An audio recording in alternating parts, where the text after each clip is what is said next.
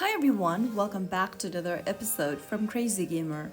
Today in this video we will be learning how to delete a friend in Bleach Brave Souls game.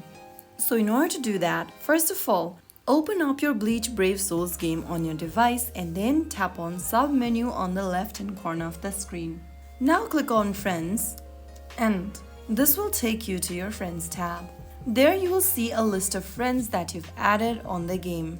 Now scroll through and then find the person you'd like to delete. Tap the remove button right next to the friend's name and then click on OK from the pop-up.